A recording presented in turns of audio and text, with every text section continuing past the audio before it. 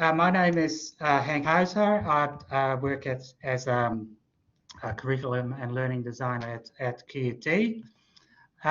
Today's session is called Belonging in Online Environments. It's based on a Journal of University Teaching and Learning practice, Journal of University Learning and Teaching and Learning Practice, special issue. And what I'll do is I'll put the link in the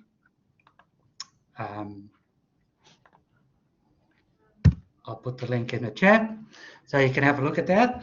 And so that came out a few weeks ago now, and I saw that the editor Joey is here as well today, so welcome.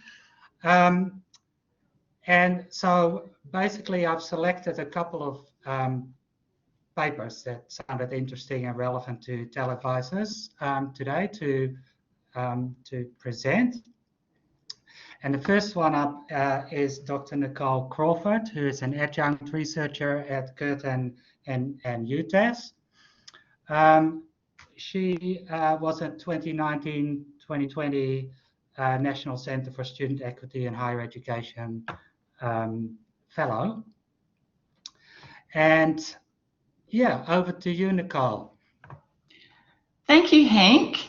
I'm talking to you all from Walyalup in WA on the land of the Whadjuk people.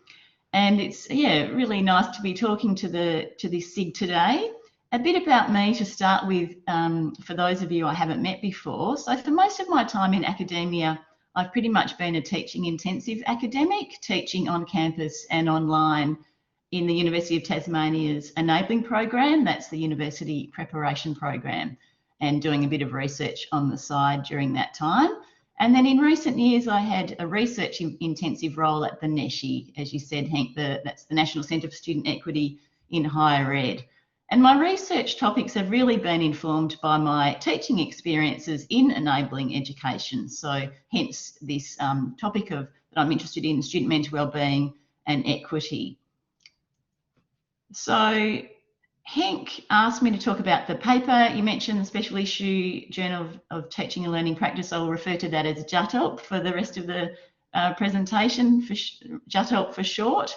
But instead of presenting straight from that, I thought I'd look at belonging and not belonging through the experiences of two participants in the research. So two students who are both mature age students in regional and remote Australia. They both studied online, and their pseudonyms are Maggie and Olivia. I've chosen them because their experiences are quite different.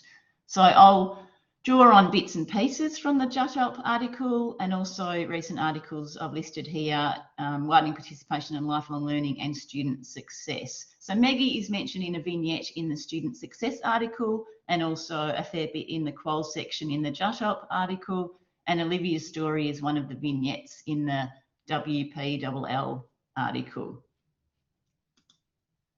So as I've been thinking about this presentation, I've been really thinking about what we know about online students' experiences of belonging and not belonging, and more broadly about their mental wellbeing, thinking about what we can learn from Maggie and Olivia, and then how we can understand their different experiences and what is it that we can do from in our various roles.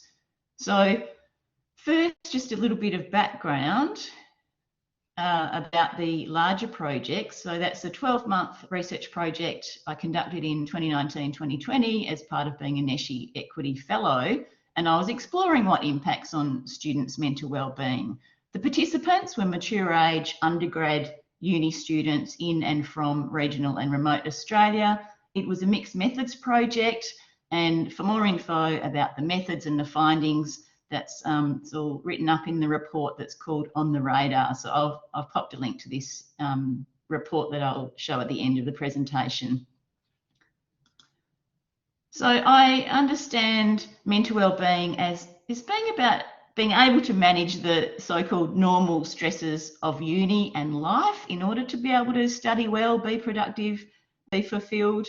The research was underpinned by multiple conceptualizations of wellbeing, and that's all detailed in the report. But I really just want to draw your attention. Oh, sorry, this looks like something's going on with the slides here, but anyway, draw your attention to the diagram. And that's really a combination model drawing on the work of Baker et al. And Woodyard, and their definitions are informed by self-determination theory. So a student might be able to manage the normal stresses of life by having their psychological needs met. So we can think about them in terms of how we teach and support students, how we design courses, everything we do. So what are we doing that gives students some agency? What are we doing that helps them connect with their peers, helps them experience a sense of belonging? What helps them in their learning to experience growth? And as far as where does belonging fit in, you can see it's one of the important factors in this overall, the essential factors that contribute to student mental wellbeing. There are a lot of definitions around belonging, which we've got in the Jutup article, but I won't cover them right now. So in the Jutup article, we look at the experiences of both online and on-campus students. We identified 3 major themes in participants' experiences of belonging and not belonging. The first is social, relational, emotional aspects that contributed to them feeling a sense of belonging or not, such as the importance of being known, relationships and connections with staff and peers, as well as learning environments in which they were listened to non-judgmentally.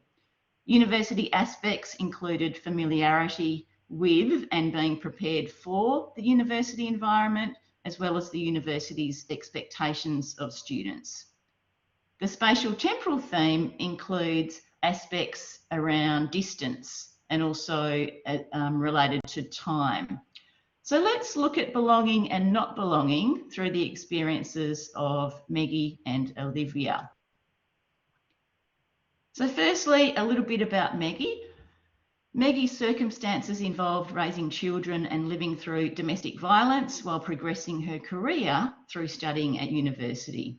In her words, Maggie had taken forever to do her degree. For most of her degree, she studied part-time, stopping her studies each time she had a baby. Maggie's circumstances included many instances that disrupted her efforts to undertake her studies. For Maggie, leaving her former partner led to a period of financial hardship during which she dropped out of uni for 2 years. Then her life, she said, sort of started to look up again and everything was back on track. Maggie explained her challenges with navigating the changes to her university enrolment through these difficult periods. And she said, the struggle of being a distance student is that there's no relationship with the university. Like, I don't doubt for a second that I actually contacted them and said, look, these are my circumstances. There may have been some support on offer. Yeah, I think those things exist. But I think that when you are a distance student, you don't have a relationship with any of the individuals within that institution. So actually taking that step to make contact and disclose really personal information is just, it's impossible really. It's not something I think anyone would do easily. Maggie appeared to be out of sight of her university's supports as she navigated the system and the rules and regulations. In her interview, she said, I probably have a closer relationship with my internet provider. Like, I have no relationship at all. She actively avoided interactions that might have helped her foster connections with peers, such as group work, because of what she referred to as the tyranny of distance and the time difference. So being an online student located far from her institution, she experienced difficulties associated with being at that distance and in a different time zone. Maggie highlighted her multiple roles and commitments that compounded her challenges and that also contributed to her feeling isolated and not understood. She said, it's those complexities of things where, you know, being a distant student is one thing, being a mature age student is another, and then being a working student is another, and then being a parent who is a student is another. Like, you pile those things on and it just becomes harder and harder to actually kind of find people who get the situation they're in. Maggie's depiction of her multiple roles points also to the lack of time she had for all of her commitments. For Maggie, not being physically close to teaching staff and peers contributed to her experiences and perceptions of not belonging. Now a little bit about Olivia. Olivia juggled studies in education with life on a farm, caring responsibilities for young children and voluntary positions in her rural community. When assessments were due, she'd get up at 4 o'clock in the morning for a couple of hours to study for a couple of hours before getting her kids ready for school, getting them up to the bus. Then she'd study again while she was looking after her youngest child. Olivia noted that she was well prepared for uni, having first completed a uni preparation program. By the time she started her degree, she was familiar with how her institution operated and its expectations of her. Olivia found accessing the course content from home really challenging. The cost of the satellite broadband was quite prohibitive, she said, and she went through her allocated data really quickly. So she had to work around, and her workaround was to access free high-speed Wi-Fi at a regional university centre. That was 100 kilometres away, so she went there once or twice a week. She also went to a small local library that was closer to home when her youngest child was attending a play group. If you haven't heard of regional university centres, RUCs, I can explain more about them in question time. But this issue of affordable and consistent internet access is pretty fundamental. You need to, as a distance student, have this, otherwise before we can start thinking about things like belonging. So students studying online need to be able to access the course content and be able to upload assessment tasks. For Olivia, in addition to being able to access the free and fast Wi-Fi, what was also helpful was the face-to-face support from staff and peers in the regional university centre.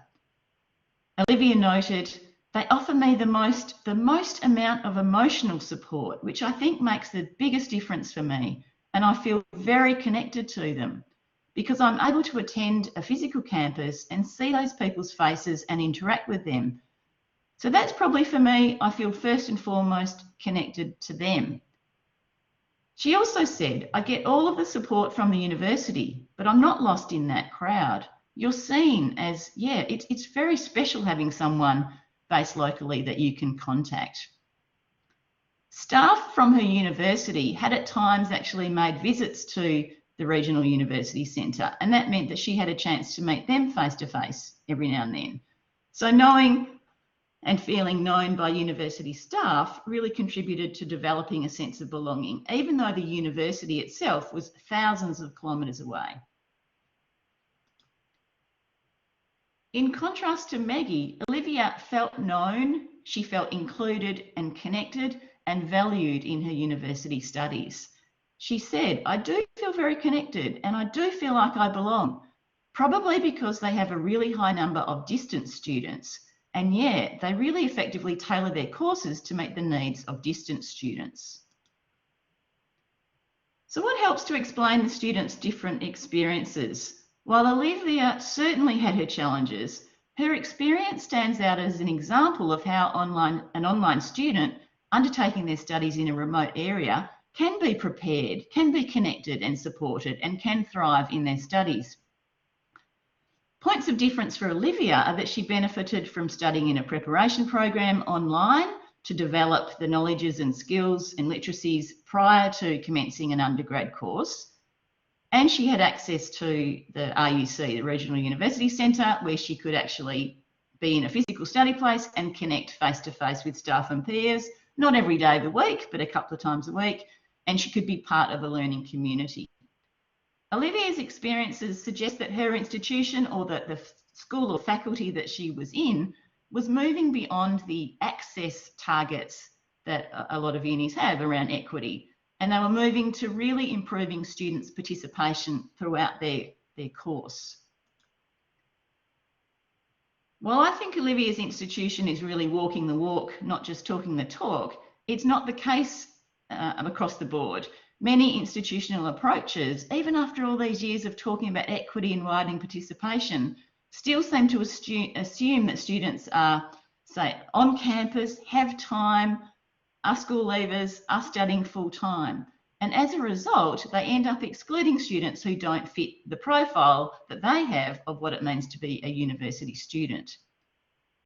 Resourcing for online delivery and support is also clearly an issue. We know that staff have been underpaid at many unis. We know that they're not always resourced to undertake the tasks, such as responding on discussion boards on learning management systems, all the things that would really improve the experience for students, particularly for students who are studying online. So, what can we take from all of this? That firstly, belonging is really complex. The students' experiences are varied. Belonging is dynamic, it's multifaceted, and it's an ongoing process throughout a degree. What can we do? I've listed 5 points here that are in the JUTOP practice points at the beginning of the article. Knowing our students, checking in with students, considering the students' online environment, facilitating interactions and connections. Specific examples of these I've got in the fellowship guidelines document that I'll link to later. And the 5th point here is also in this following illustration, and that is to say that relatively small actions by academic and professional staff are noticed and appreciated. They show students that staff care, contribute to them feeling known and connected to their course and university, as well as a sense of belonging. So while the suggestions I've just made and the full set of guidelines include suggestions for proactive approaches for staff, they really need to be undertaken within larger systemic changes. So there's also a set of recommendations for universities. One of those being the need to support and resource academic and professional staff to implement inclusive practices. So I'll leave it there, and I'll just on this slide, I've got a link to the resources I've mentioned today, and on the next slide, just references to the articles that I've mentioned today. So I can pop them in the chat if that's helpful. Feel free to send me an email and I can send you links. And I just also want to acknowledge my colleagues involved in the research project, and here are my contact details. So thank you very much. Thank you, Nicole. That's really good. We probably have time for a very quick question. Kate just asked and said that Kathy Stone did some work in this area a few years ago around belonging in online learning guidelines. She's just wondering how yours compare to those. So yes, very familiar with Kathy Stone's. We've actually worked together on a paper, and I think so. Kathy was focusing in she had an equity fellowship a couple of years before me, and so yeah, hers are focusing totally on online students. My research was online and on campus, so I guess I'm building on hers for sure. Mine probably have more of a mental well-being focus, but they're definitely complementary, and other guidelines too. If we look back to work of Devlin et al. Looking at, there's a project quite a few years ago now on low ACS students looking at work by, I've just forgotten her name, doing a lot of work in University of Southern Queensland. Anyway, we have all these guidelines. I think often there are some similarities. It might just be where there's a focus on a particular cohort or a topic, like in my case, student mental wellbeing. Thanks, Kate. All right, thanks, Nicole. And yeah, great presentation. Thanks very much.